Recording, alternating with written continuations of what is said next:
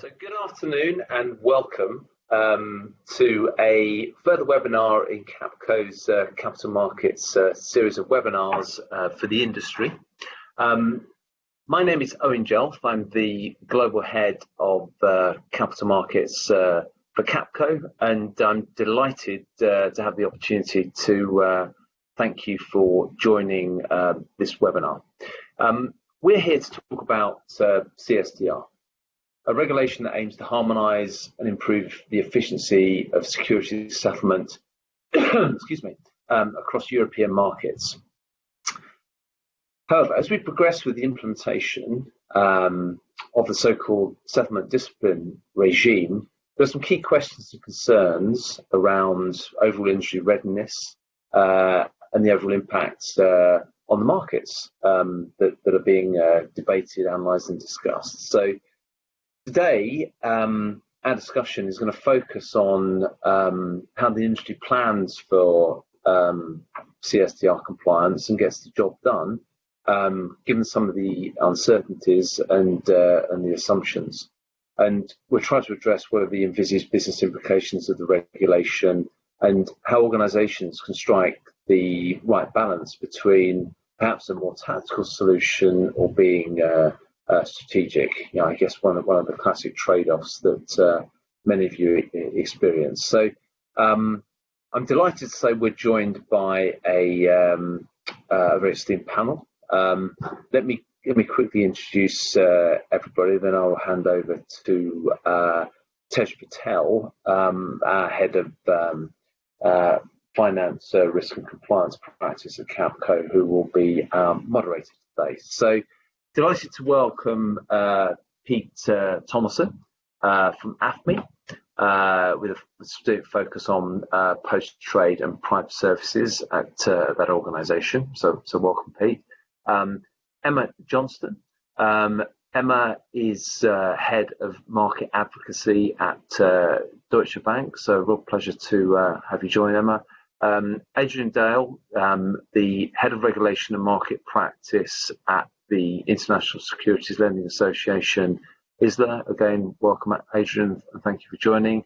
And then Aga Pokorowska and Daniel Crane from Capco, two of our senior consultants with considerable experience in this space. So hopefully we can have a very engaging discussion and useful discussion for everybody over the next 55 minutes or so. And again, welcome and thank you for joining. So Tej, over to you, please. Brilliant, Owen. Thank you very much and welcome to everyone who's dialed in. Whilst I have got some pre-prepared questions that we'll be going through with the panelists, if you have any questions that you want to pose, as we do have some time for Q&A, please submit them through using the question Q&A function, which is the very bottom icon on your right-hand side. So put them through. We'll try our best to get through them. If there's any we can't get to, we'll come back to you offline in the session. So yeah, appreciate if you do want to ask questions of this great panel, please submit them through. So to kick off, I'll cover the kind of first section. We're going to talk about three sections, as Owen said. The first one around planning for CSDR compliance in the face of great uncertainty and assumptions, right? And I think there's a very big item out there around a further potential delay, right? So with that kind of in mind, the first question I want to kind of put to the panel is, at present, one of the biggest concerns around industry is with respect to the implementation of mandatory buy-in regime. But what challenges do you see, and how do we best plan around the known uncertainties? So, Aga, do you want to start off for us, please? Sure. So I think there are certainly things that firms can be progressing at the moment, right? So they can be looking at changes to the settlement systems and the Swift messaging infrastructure to support the buying lifecycle and reporting, looking at inventory management process and the various settlement efficiency efforts to reduce the actual number of potential buy-ins, and also setting up workflows for, let's say, managing and prioritizing settlement fails to make sure that they're able to identify the settlement fails that approach buy-ins and the relevant extension periods. But I guess as you work through this workflow, as you start having the discussions around the operating model design, you invariably come to the central point, which is appoint buying agent. And to me, that's where a lot of uncertainty at the moment lies. And in our discussions with the clients, I guess the two options that always come up in this buying agent dilemma are using the market utility, which would give you, the benefit of the one-stop shop and effectively set standards for the industry, or managing the buy-ins bilaterally through the broker network. However, the challenges that we're seeing is the definition of what the buying agent would be and what their obligations would be under this scenario, and that's not entirely clear. But in reality, any solution and the operating model discussions should cater for both of these options to make sure that the organization is able to operate effectively and also avoid any gaps in potential coverage on the trades. That would be my view on this. Brilliant, Aga, appreciate that. Thank you. Pete, if we can go to you to get your view, please. Hi, yeah, just to kind of follow on from what Aga was saying. Clearly, the current state of play with regard to the buying agent is suboptimal.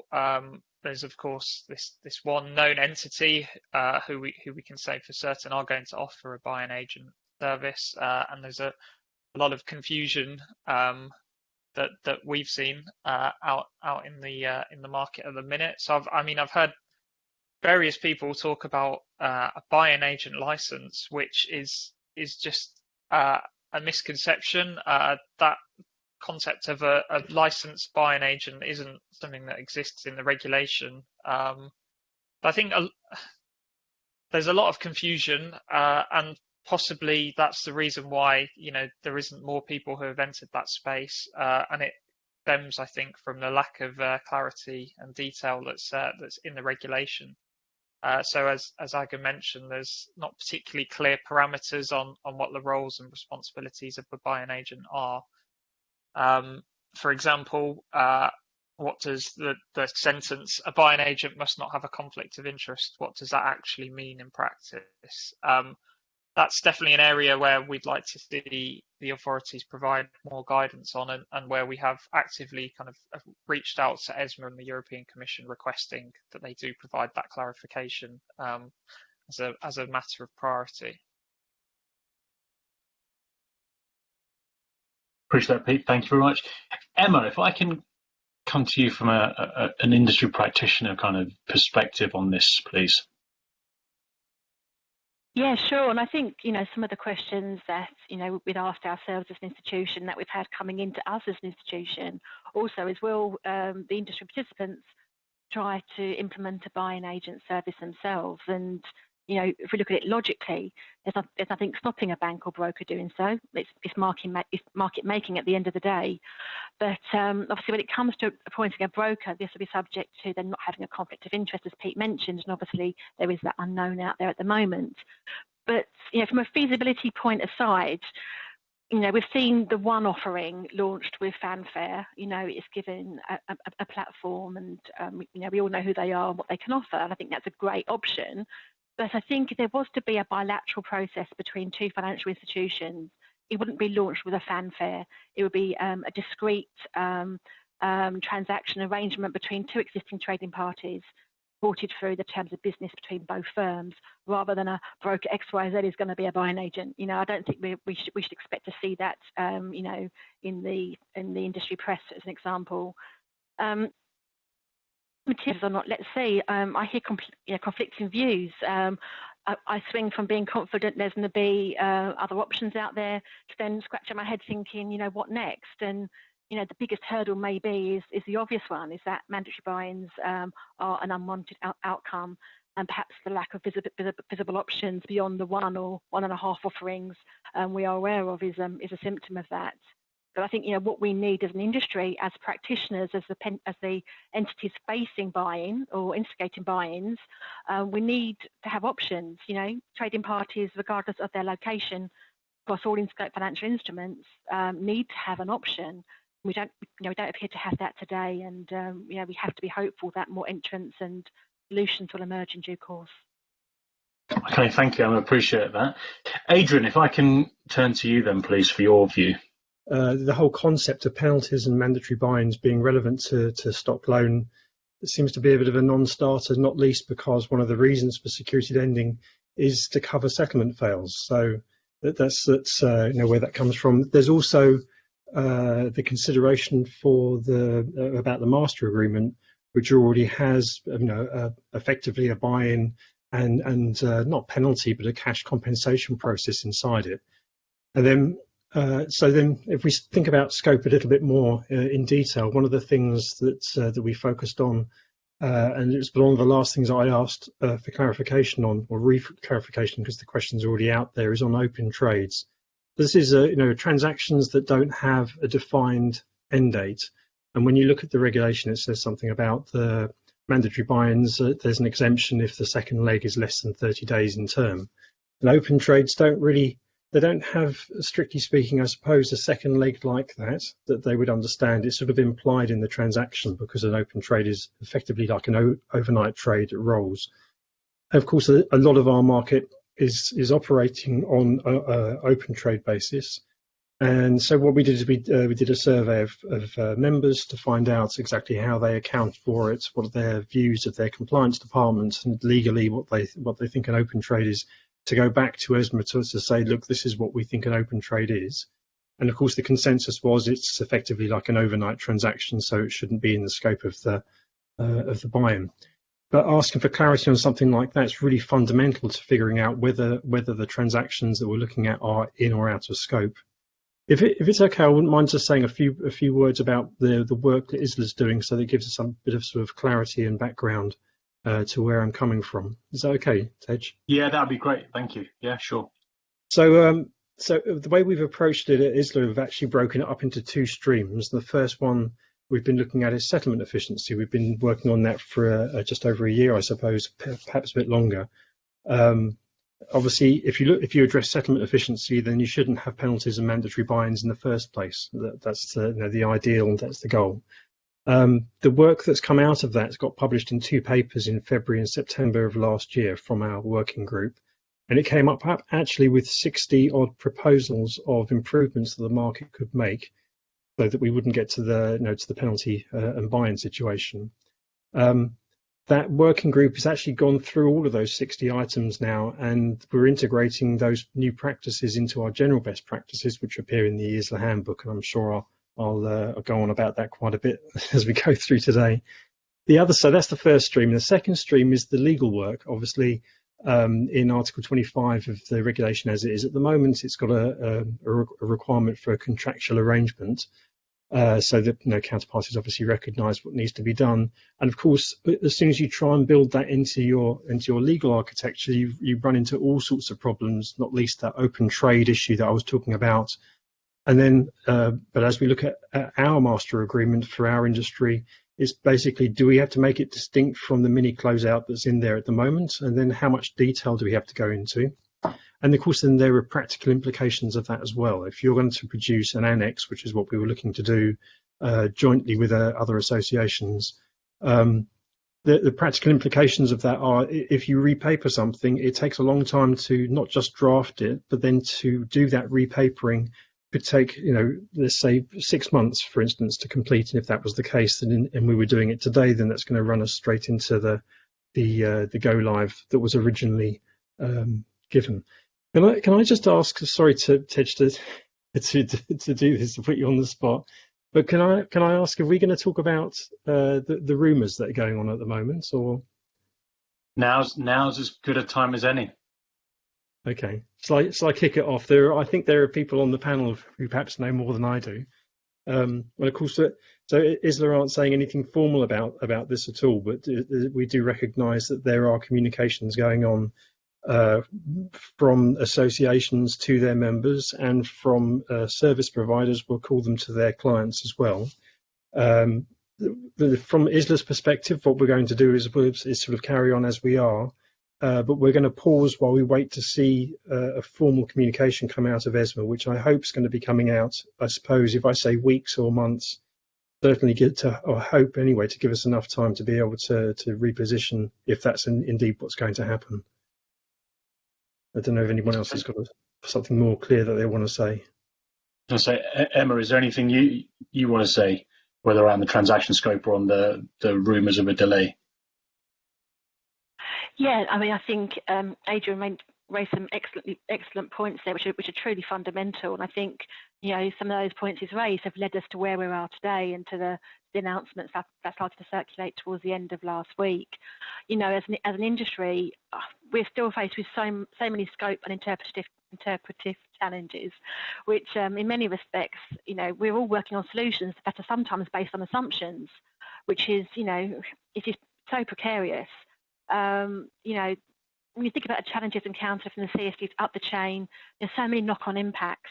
So many respects, industry as a whole are just, building foundations built on uncertainty.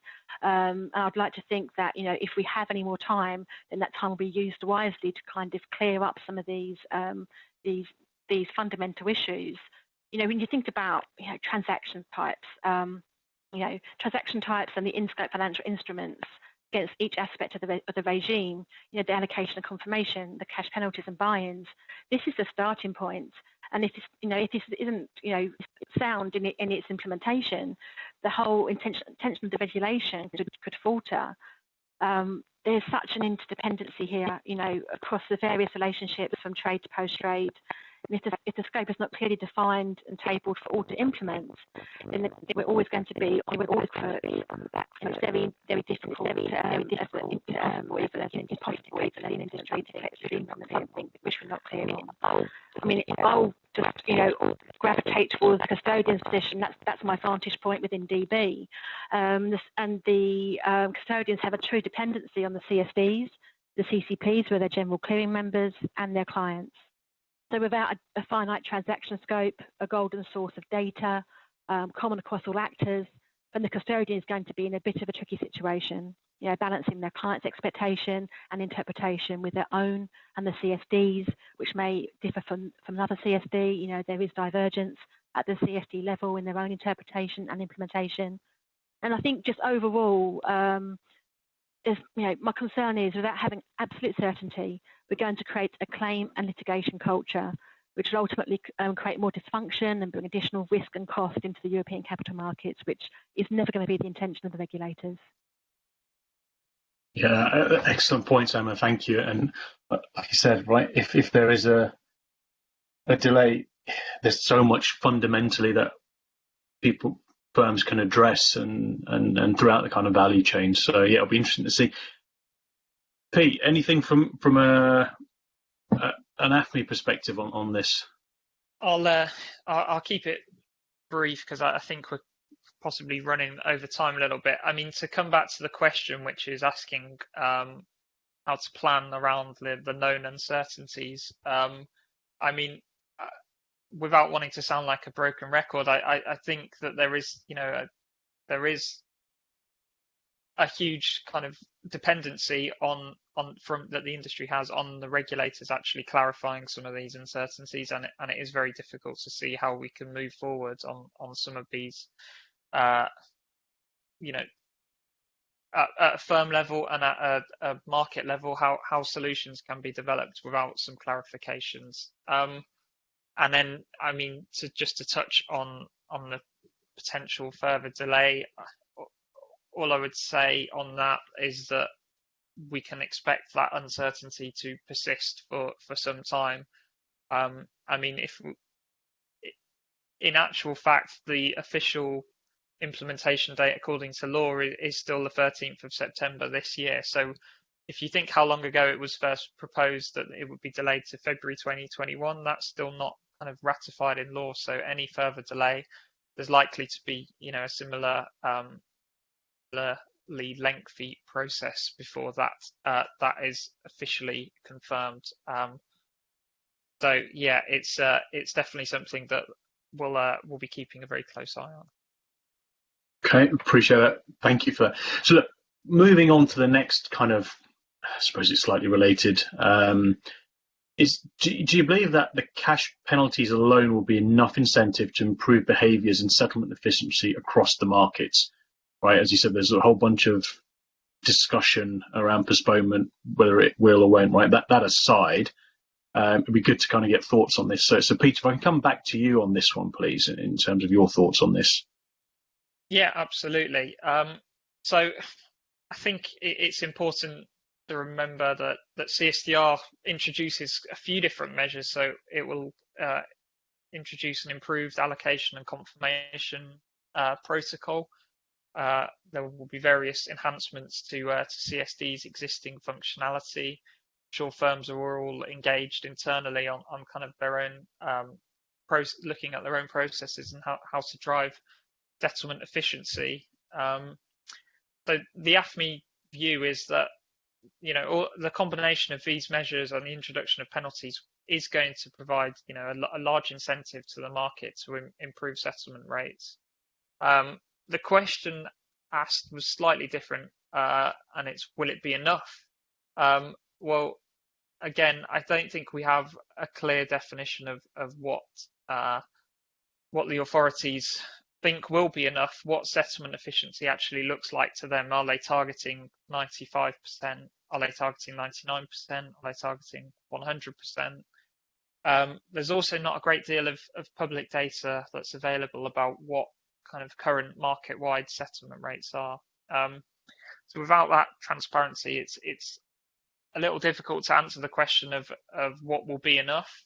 So what AFME would like to see, I think, is some target settlement rates defined by the authorities per asset class, and maybe in conjunction with the ability for penalty rates to be adjusted as necessary to help achieve those targets.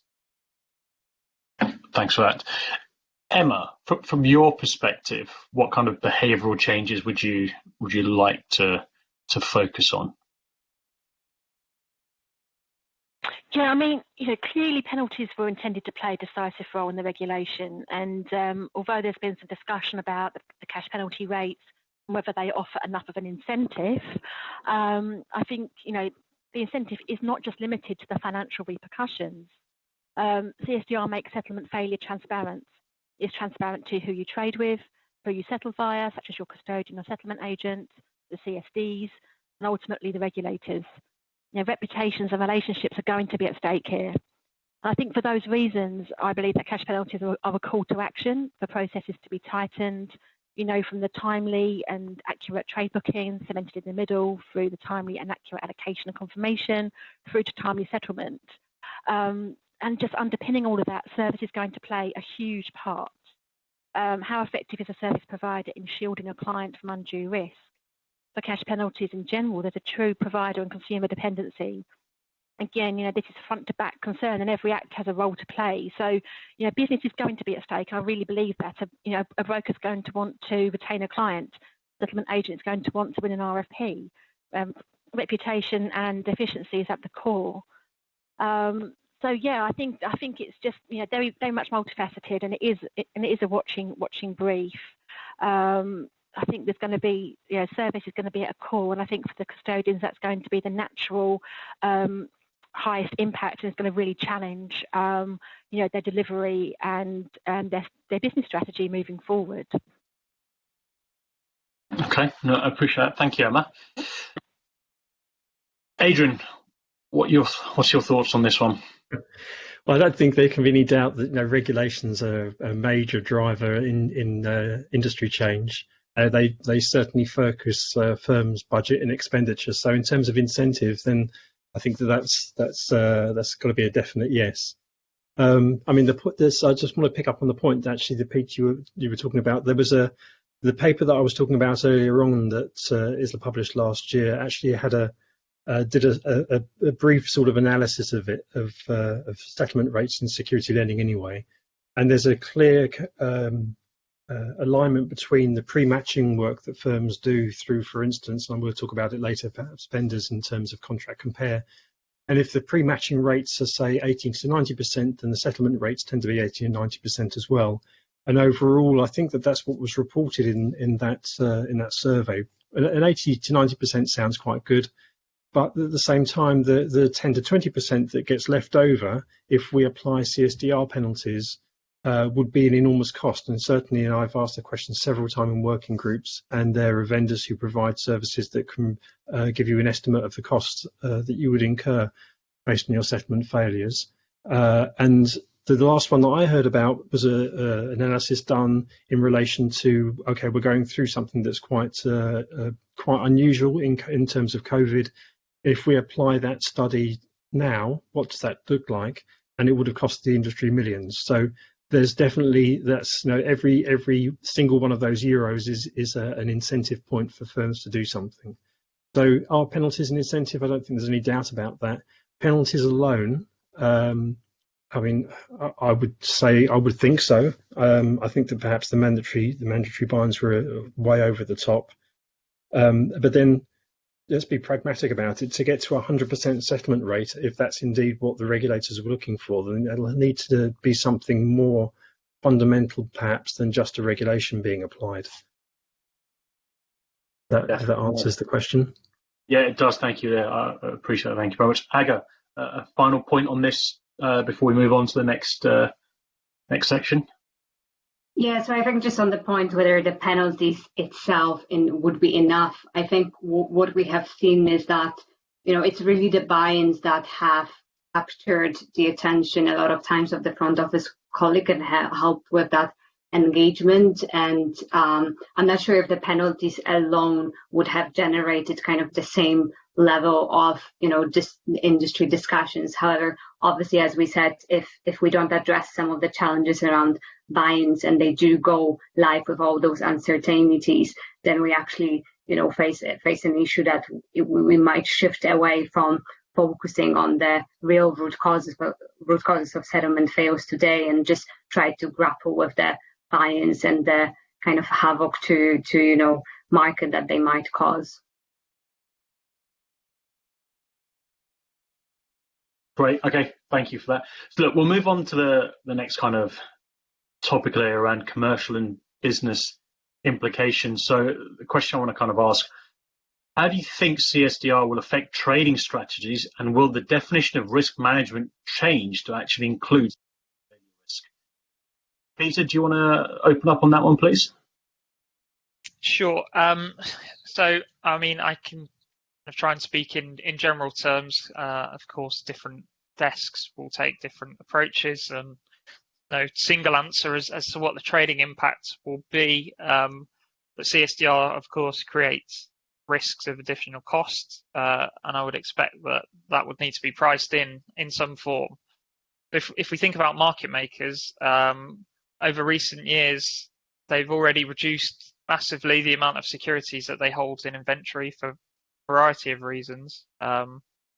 Will they be so keen to show offers on securities that they don't hold in inventory if they have that risk of a buy-in?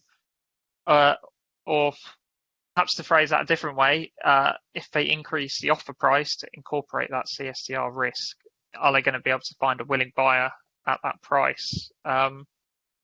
There's, I guess, the open question of what will be the impact on firms' appetite to lend securities.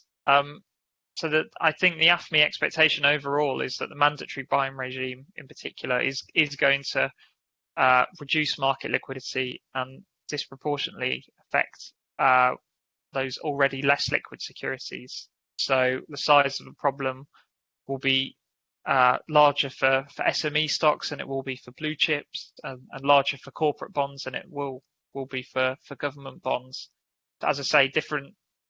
There isn't a kind of a one size fits all answer. And then finally, the other thing to quickly mention is COVID-19. I think in periods of market disruption, a mandatory buying regime could cause chaos. We saw during March this year, spreads gapping out massively, liquidity drying up, primary market issuance stalling at that initial stage of the crisis. If we throw mandatory buy-ins into the mix, then who knows what the outcome would be? But I think we all know that it would be much worse than it was already. Cool. No, I appreciate that. Thank you. Emma, can I get your thoughts, please? Yeah, I think. I mean, I'm no trader, so I'll just I try and keep it as operational and post-trade as possible. But I think inventory management is a really important topic. I think it's at the heart of CSDR compliance, and it should be core from a trading, operational, and custodian perspective. If like any inventory that is locked up is a problem, not just for the trading parties to the trading question, the clients the custodian represents, but more broadly to the wider settlement chain. And we need to collectively avoid, roadblocks by proactively realigning, partialing, and keeping the liquidity moving. Ultimately, CSDR is going to penalise inefficiency. Incurring penalties for a failed delivery when your stock is sitting in the wrong depot will really result in a bad day at the office, or at least it should, as it's unnecessary and avoidable. It's going to take, it's important to take a forward-looking view. Inventory management needs to be seen as a priority process and be tackled proactively to coincide and align with ISD rather than being a post-ISD function, a clean-up function, which it often can be. And this is going to be important, important for settlement and FAS management processes to take a cross-market and cross-depot view. It's going to be all hands to the pump, effectively. And, we are in this era of big data. I hear so much about data and digitalisation, but we need to make the data work for us and be more forward-looking rather than reactive. Inventory management is a data challenge. Having it, getting it, and knowing how to use it and how to respond to it. And this cannot be done again in isolation. So, back to a custodian, a custodian may give their client real-time data positions, but the client will need to know how to use it and respond to it. And from a trading point of view, there's always going to be a natural disconnect between a trader trading based on what he or she thinks they should have or will have versus what they actually have in the depot at the CSD. And much as, of course, strategy, and again, I'm nowhere near best place to opine on trading strategy. That would get me into a lot of trouble. But transparency and efficiency are crucial aspects here that require the dots to be drawn from back to front. So, if the operations teams see X amount of fails in a security and it looks to be short, this needs to be communicated to the traders. No, all valid and completely get that. Aga, what's your thoughts on this before we move on to the next question? I think it's just more following up from Emma's point. So I think what we're saying is that CSDR will basically force organizations and settlement value chains to become, I guess, more integrated and more real time. So I think we could probably expect the kind of front office to move away from looking, at disposition level to actually acknowledging the settlement status. And, it's kind of, we've seen in a few places, and it's part of the industry discussion, the disconnect or simply the delays you have between the fails management activities, which are performed by the operation, and what front office has available to work with. So I think it's about bringing those two words a bit more together, and that will be really crucial for having effective inventory management and the ability to avoid buy-ins. And I think Pete mentioned, the risk of settlement failure and how that might be reflected in the price. So the real-time view of the security sitting in the depot really needs to be available to the front office and part of their trading strategy, and the choices around places of settlement and so on and so forth. Excellent, thank you, Aga. Okay, so the next question in this: so what behaviour changes do you expect across the securities value chain when CSDR does actually go live? So in terms of trading parties, intermediaries, or infrastructure providers. So Emma, could I get your view on this, please? Yeah, sure. And I think behaviours are going to have to change. We're all effectively being measured once CSDR goes live. Traders will need to be aware of what clients, brokers fail into them. CSDs will look at what participants fail and present the biggest risks to them. Custodians will look to their clients to see who is failing and presenting risks to them. So it's a chain of command ultimately, and that's going to be really crucial under CSDR. And an increased dependency on each other comes with increased expectations. It will become very clear to an institution who is not working as optimally as you would expect. And it'll be very easy to pinpoint who is at fault and measure the frequency. And I think this, as an outcome from CSDR, will be choice. there'll be a driver of choice, whether that be at trading level or at a settlement agent level, and consistently poor behaviour could result in loss of business. So I think when you're considering that, regardless of where you sit in the chain of command, prevent, automate, and communicate leap out to me personally as the key behaviours to improve upon. And again, back to internally as an institution, front to back, but also across the industry as a whole. And I'm really pleased to see that post-trade is having its time in the spotlight right now. I'm just hoping it won't be for all the wrong reasons. But it's not just a post-trade problem, as we all know. Buy-ins are a trading outcome, and it's important to know why trades fail and what the weak spots are. So yeah, everyone's got a role to play here, and I think that's going to be absolutely underpinning the success of the regime. I think I've already, alluded to this, but this is a relationship-based business. The counterparties who constantly fail, who are short, who are late to instruct, trader who books late, the client who doesn't allocate or confirm. There's going to be dependencies between, the further settlement chain that could just invite undue risk and bring a new set of risks into the frame. That would be a definite unintended consequence of the regulation. And I think just, obviously buy-ins are the topic of the day, and rightly so. I think they deserve, the scepticism they're afforded with. But everyone has a role to play here as well, and, it isn't just the trading parties, custodians and CSDs sitting back for the process, but they are the ultimate eyes and ears here. The custodians have the data to demonstrate whether clients face risk, and how their client may want to mitigate it. So the cascade of statuses will ultimately result in trading outcomes, and I don't think that's ever been appreciated before CSDR. Really good points, Emma. Thank you for that. Adrian, what are your thoughts on this? Yeah, behaviour, the differences or the changes that are going to happen to behaviour get discussed quite often in working groups. Let's give an example of a legacy example rather of something you see perhaps in custodial agent lenders, is where there's an asset that's on loan and the owner of that asset sells it for T+2, for instance, and they instruct their custodian at, say, 3:30. Because that's completely within the guidelines of when they're supposed to be notifying.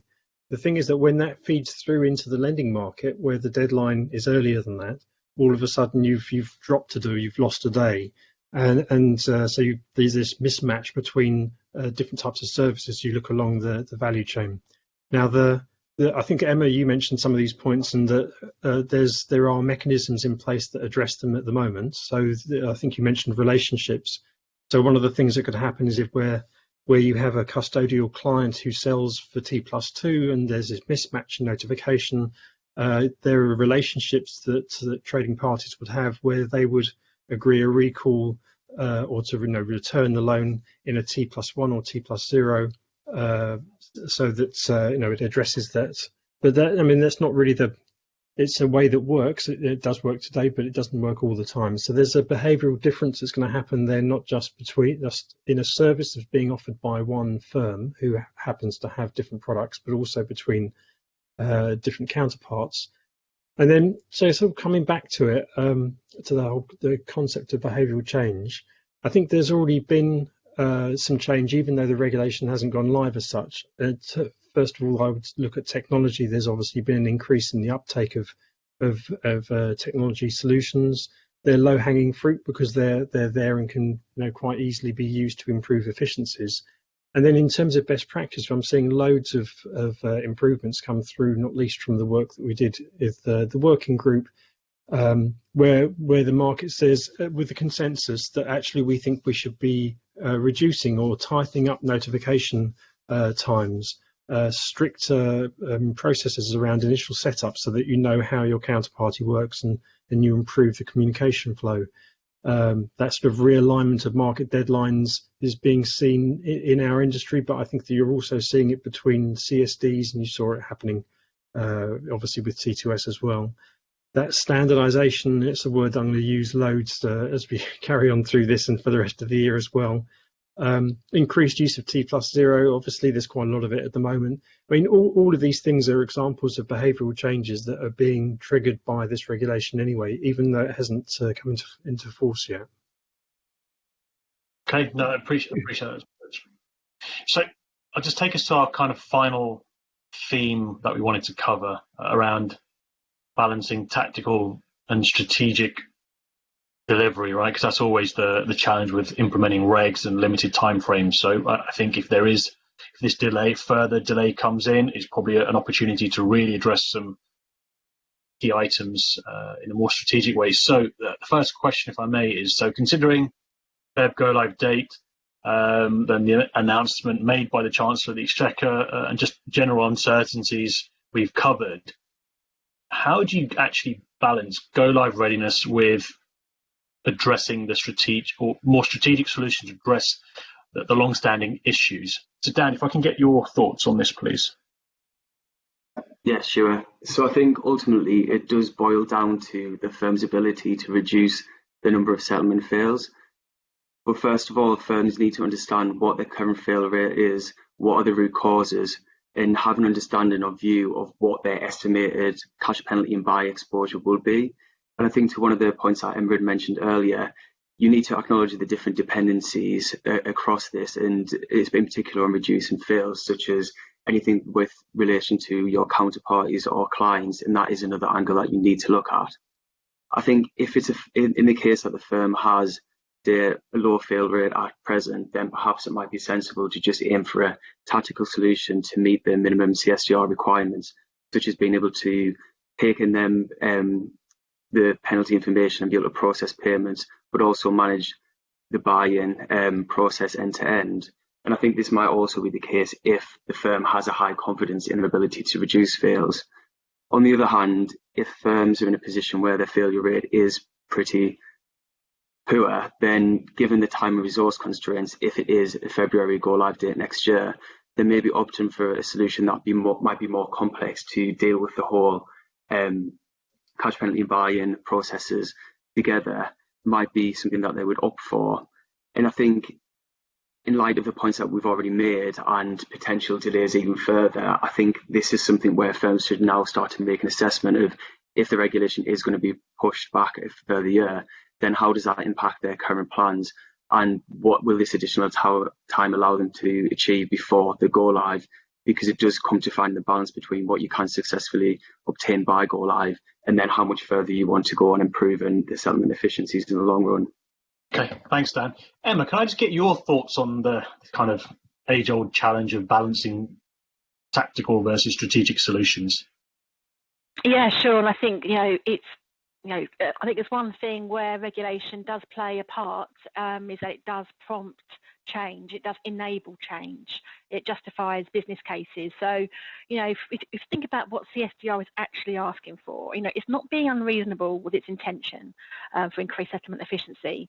And we all know, the devil's in the detail, and we know there's huge challenges. So I'm not going to sit here with like rose-tinted glasses on. But challenges aside, much can be implemented now. And I think there's nothing stopping us during this. If we get some extra time, I think let's hope that we do. But there's nothing stopping us from implementing what we can now. What are your weaknesses today? What preventative measures can you implement ahead of the implementation date? I think there's definitely a need for a more conscious approach. What repetitive actions are taken day in, day out by the operations teams that can be fixed at root cause. Data analytics is a great way to focus on preventative measures, getting the trends of current activity and failure points. It actually creates a run book in itself for remedy. So yeah, I think just get as much done up front and just embed, the next generation standards that will come from CSDR, implement them now, so get ahead of the new normal.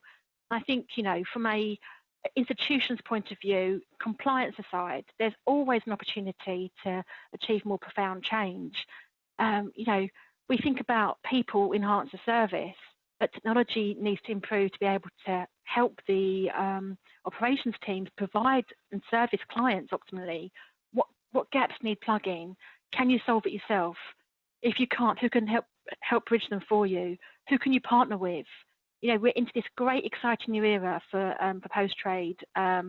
There's increased digitalisation, increased collaboration, and perhaps CSDR could be the lever you need to drive this change, justify your business cases, raise funding internally to be able to protect yourself in the future and be more strategic in your deployment.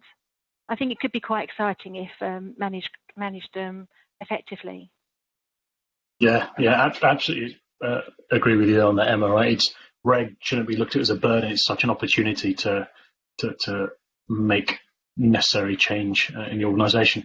Okay, so the final question around this. So to support CSDR, how reliant on vendor solutions should you be? So, Adrian, can I get your thoughts, please?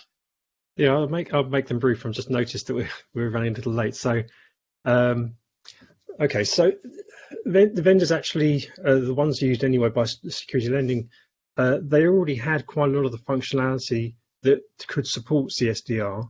It's just that it wasn't being used. So they're sort of dusting it off or just highlighting it to their clients that this is already in there. There's some depending on the vendor and the client, some may have already been paying for the services and just hadn't switched it on. So that doesn't get to the reliant part of it. It just says that there is a service there that you can use. If you want to have an incremental improvement in your settlement efficiency so that you avoid the penalties and buy-ins, then you are most surely going to be pushed towards a vendor solution.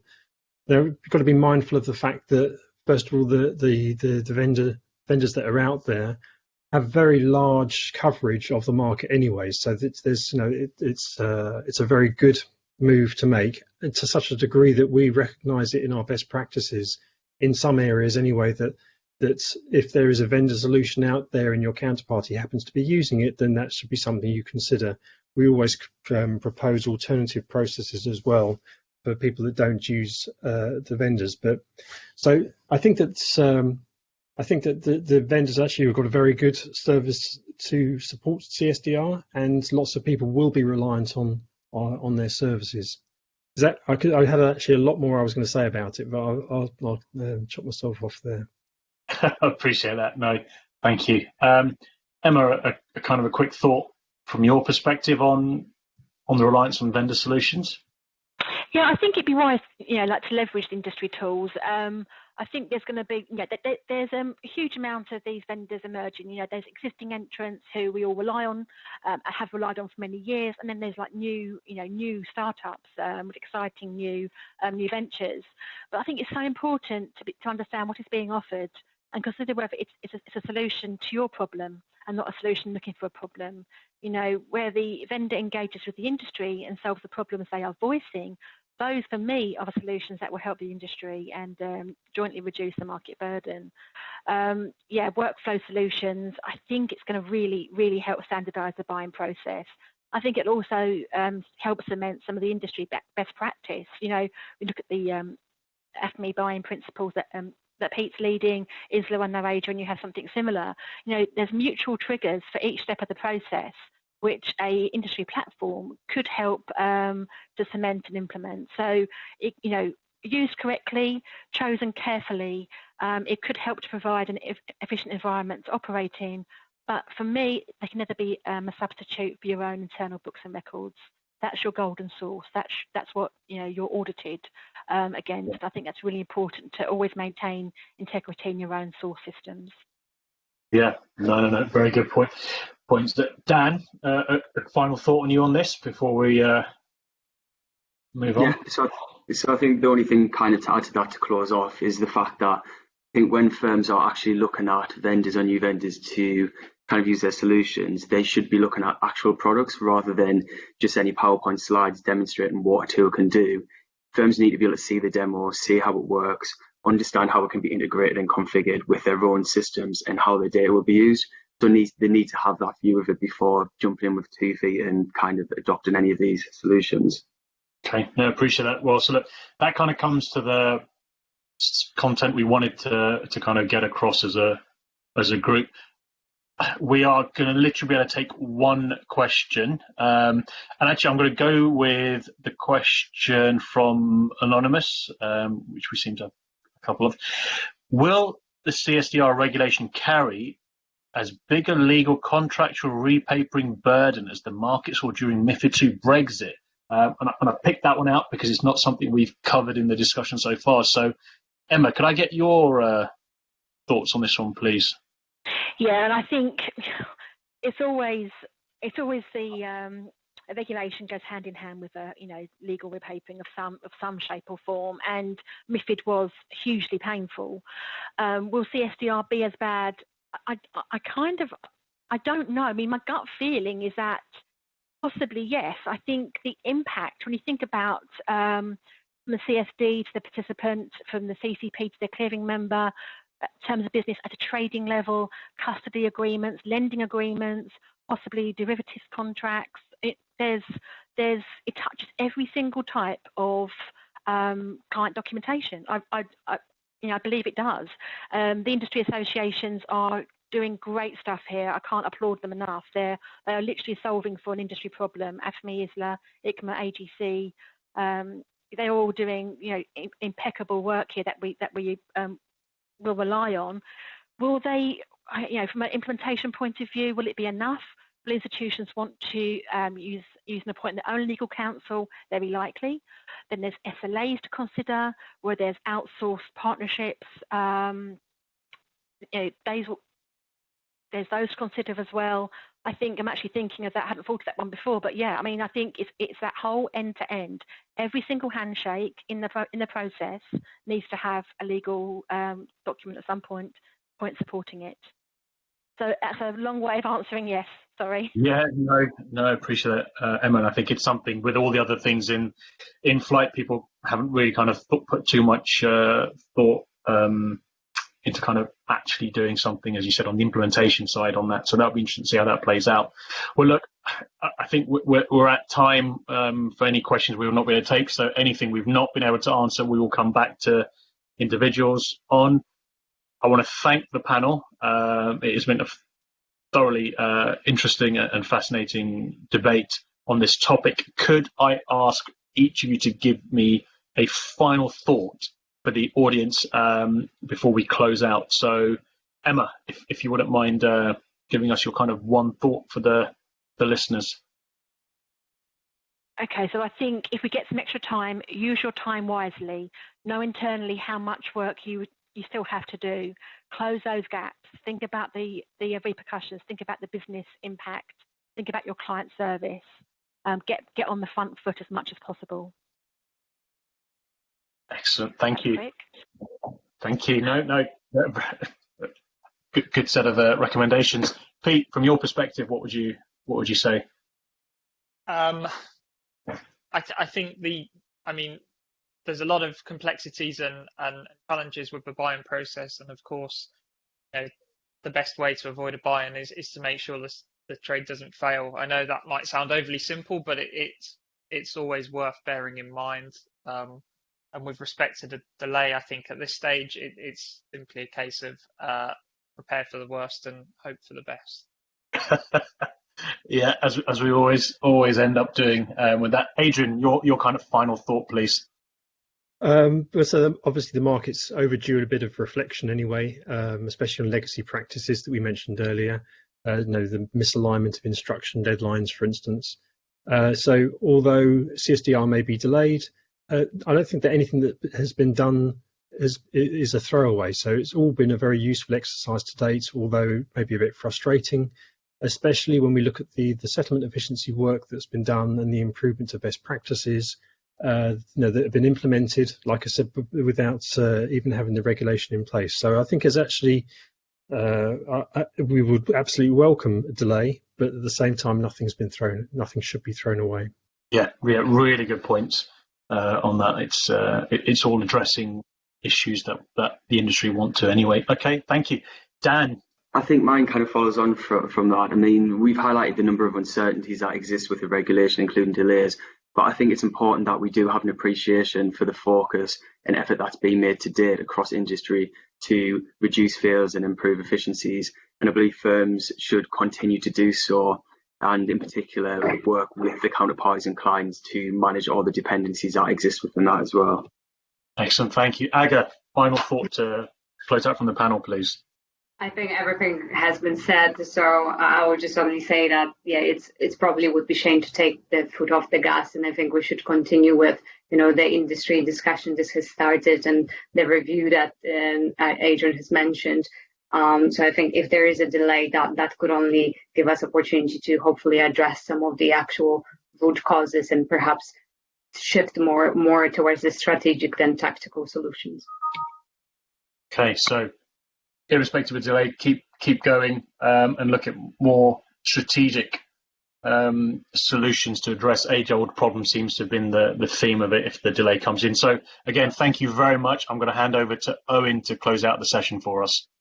So thanks, Tej. And let me thank the panel again. I thought that there were excellent perspectives and clearly on top of the regulation in some detail. So many thanks to each of you for your perspectives. So it just leaves me to thank the audience and thanks everyone for attending. And again, we hope you find these useful. We're going to take August off from a Capco Capital Markets webinar perspective. Enjoy a beach somewhere, I hope, and we'll be back in September, and the topic will be operational resilience. Again, something that the regulatory authorities are starting to push very heavily, given many recent events. So thank you again, and we can engage, I'm sure, in the course of business. Thank you.